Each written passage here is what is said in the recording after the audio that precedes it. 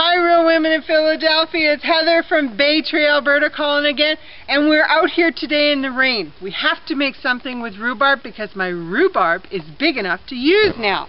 So, let's find a couple of nice stalks. It's small, but it's a good start. Okay? That's how you do your rhubarb. Just like that. Woohoo! Did you get that, cameraman? I got a girl on the camera today. I'm so excited to have the help. So I need about 6 stalks like that. Rhubarb's usually bigger, so maybe you want to go 3 stalks on yours, but I'm going 6.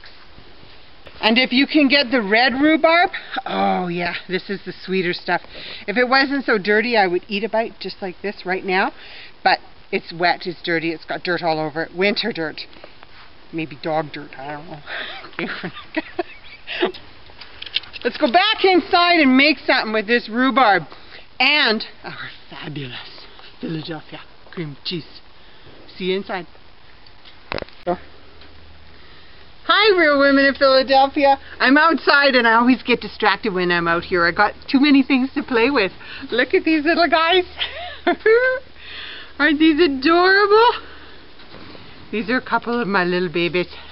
Little babies. Woohoo! Woohoo!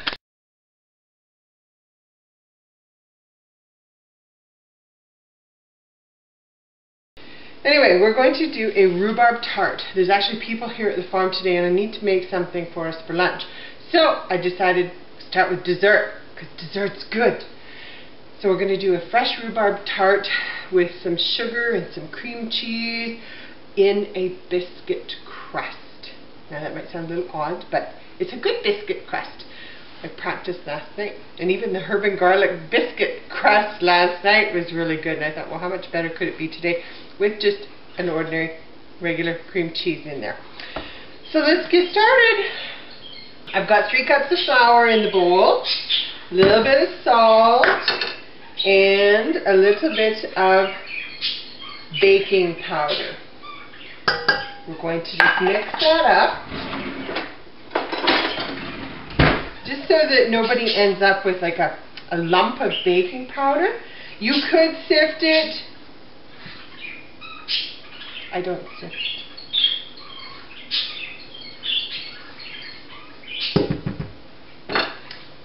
Have you ever wondered what's a stick of butter? A stick of butter, just so you know, that is a ½ cup of butter. And it's actually just a pound of butter cut lengthwise in 4. So if you ever run across a stick of butter in your recipe, that's what it is.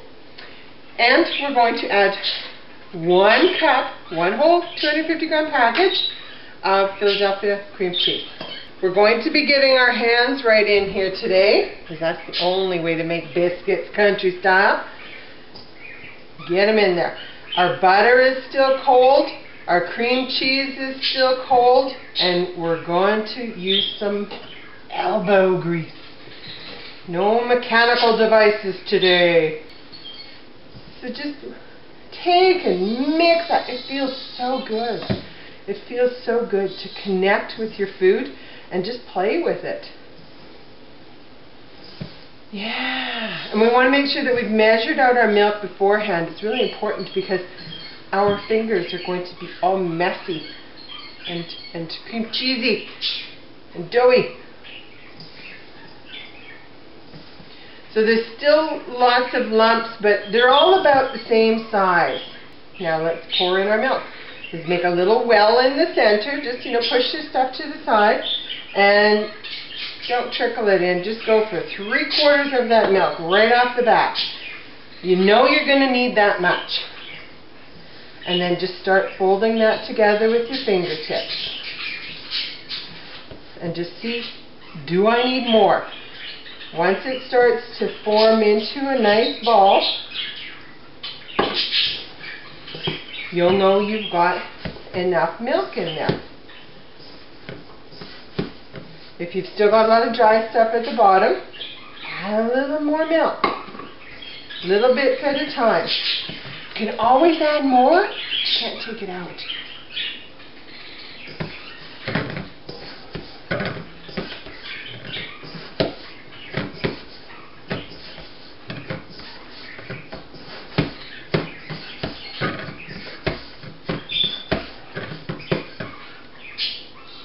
Okay, we've got a nice ball of dough.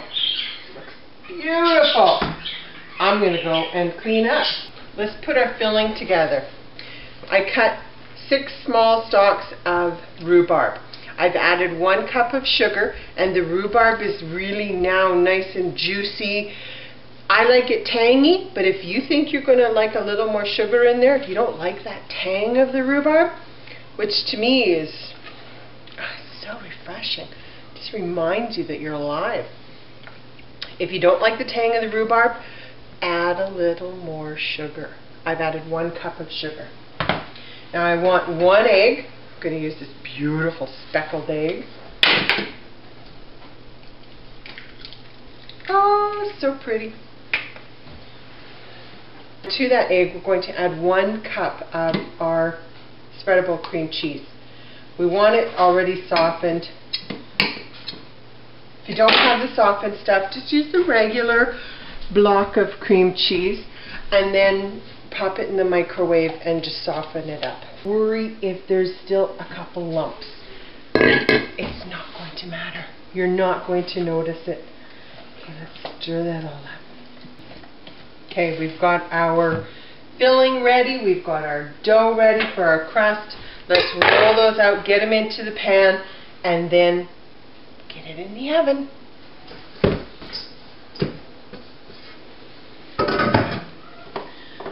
A little bit of flour for on our counter. I want 12 of these. So take your dough, divide it in half, and then each of those pieces you know you need to get 3 pieces out of. Basic kitchen math, yeah. The leftovers, put in a pile and we can make a biscuit out of them. So we want to just take and push that into our tart form. I'm using a silicone tart form on a pie plate today, so that was really easy. Let me show you again. Try to get it even so that you don't have one side bubbling over while the other side is way up with the crust. Using some sort of spoon, give yourself not too much, but a nice heaping spoonful of the filling into each of those tarts.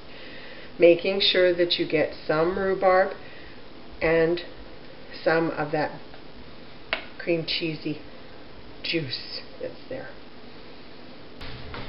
There we go. See, we got our rhubarb heaped up. Got some of the juice in each one.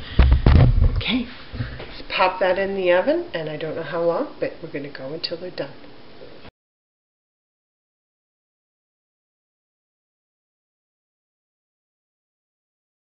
So this is our rhubarb in a biscuit tart with some cream cheese on top. This is really hot. I'm going to burn myself. I just know I am.